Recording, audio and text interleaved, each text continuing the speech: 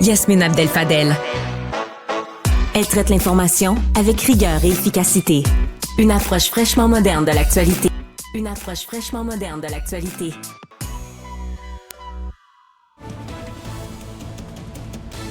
14h30, c'est notre moment quotidien d'aller retrouver Yasmine Abdel-Fadel à nos studios de Cube Radio. Bon après-midi, Yasmine.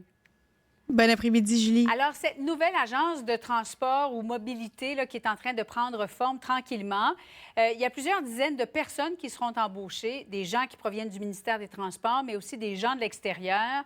L'objectif, dans le fond, c'est d'être plus efficace, plus vite, à moindre coût. C'est comme trop beau pour être vrai, non? Je sais pas si quelqu'un y croit pour vrai. Ouais. Moi, je suis un peu sceptique. Là. Je me dis, pourquoi on attend de le faire maintenant? Pourquoi on ne l'a pas fait il y a beaucoup plus tôt, il y a quelques années?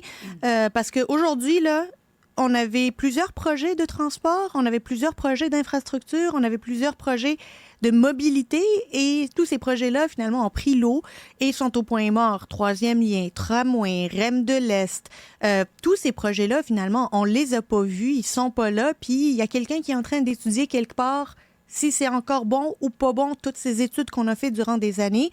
Force est de constater qu'aujourd'hui, on est juste bon à créer des structures, de la structurite. Transport Québec, finalement, aura accouché d'une agence qui s'appellera Mobilité durable Québec, qui va faire exactement le mandat, qui va finalement prendre des responsabilités qui reviennent au ministère. Mais là, à chaque fois qu'on crée des agences, là, un peu comme Santé Québec, puis là, maintenant, on voit Mobilité durable Québec, les ministères vont faire quoi? Je veux juste qu'on m'explique, les ministères, ils vont servir à quoi? C'est quoi qu'on va essayer de faire? Oui. Ben, c'est ça. C'est quoi la prochaine structure? Là, les fonctionnaires vont commencer à se poser la question. Bon, on en a fini avec une. Là, il faut créer une prochaine autoroute Québec, puis bitume Québec, puis ça finira plus. Mais le mandat, il est donné à des ministères. On a assez de fonctionnaires pour se pencher sur les problèmes que l'on a en matière d'infrastructure, de mobilité durable, de nos routes, nos autoroutes, nos ponts, nos ponceaux. Je peux pas croire qu'à chaque fois, on va créer une nouvelle structure pour qu'elle puisse se pencher avec la promesse que ça va nous coûter moins cher et ça va être plus rapide pour que finalement, ça coûte le double puis que ça dure doublement plus... en fait, les délais soient doublement plus longs avant d'accoucher de la moindre route, autoroute, autobus ou tramway. Là. Oui, parce que dans le fond, cette agence de mobilité, évidemment, elle va s'occuper des transports collectifs, mais elle va aussi s'occuper des routes, ce que normalement devrait faire le ministère des Transports. As-tu un malaise aussi, Yasmine, avec le fait qu'on on enregistre un déficit de 11 milliards de dollars d'après le dernier budget? De l'autre côté, le gouvernement parle de création de dizaines d'emplois permanents.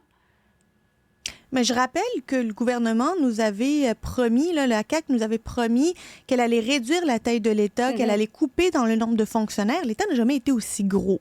L'État n'a jamais été aussi énorme. Il n'y a jamais eu autant de fonctionnaires. Et on continue d'en rajouter, là. C'est pas comme si Mobilité durable Québec, là, c'est qu'on prenait des directions du ministère des Transports puis on dit, vous savez quoi, on va les mettre dans une case à part, là, on va leur donner une autonomie pour qu'ils puissent travailler avec moins de bureaucratie. Non, non.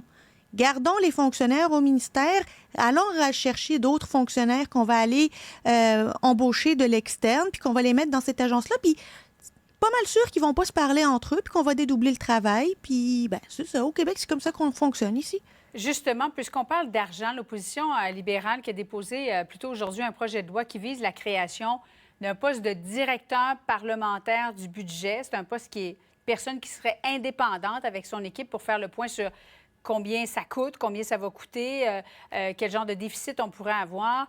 Ça fait des années qu'à peu près tous les partis à Québec réclament la création d'un tel poste qui existe déjà à Ottawa. Pourquoi il n'y en a pas à Québec, Yasmine? Je me pose la question, puis j'ai une petite citation que j'ai trouvée savoureuse ce matin pour toi, Julie. Là. 23 octobre 2012. Il y a quelqu'un qui dit, et j'ouvre les guillemets, « Je pense que c'est dans l'intérêt de tous les citoyens qu'on cesse de jouer avec les chiffres et qu'on présente la réalité des finances publiques, parce que sincèrement, quand on parle d'un trou de 1,6 milliard de dollars, c'est beaucoup d'argent. » Ça, c'était François Legault, version 2012, qui déchirait sa chemise à propos d'un déficit de 1,6 milliard de dollars et qui faisait un point de presse pour réclamer qu'on crée un poste de directeur parlementaire du budget. Et tous les partis d'opposition l'ont demandé. François Legault l'a demandé. François Bonnardel a déposé un projet de loi. Christian Dubé a déposé un projet de loi. Québec solidaire est d'accord. Le PQ a déposé un projet de loi. Et là, aujourd'hui, c'est les libéraux qui déposent un projet de loi et on n'a toujours pas de directeur parlementaire du budget, alors que ça existe au fédéral, que ça existe en Ontario, que ça existe aux États-Unis, que ça existe en Australie. Oui. Ça sert à quoi? Ça sert à nous donner l'heure juste sur nos finances, sans filtre, sans couleur partisane, sans couleur politique, qu'il y a un chien de garde, quelqu'un qui vient assurer, garantir que les chiffres qu'on nous présente, ils ont de l'allure, parce que entre la différence que l'on a accusée là, entre le 7 octobre dernier, le 7 novembre dernier, la mise à jour économique et le budget de cette semaine, ben, on est en droit d'avoir des doutes. Là. Est-ce qu'on nous a menti en novembre ou est-ce qu'on nous ment maintenant? Est-ce qu'on nous a donné les bons chiffres les deux fois? Ben, si on avait un directeur parlementaire du budget, ben, lui, il va nous le dire si on avait les vrais chiffres ou pas. Yasmine, merci beaucoup. Bonne fin d'après-midi à toi. Au revoir, Julie. Salut.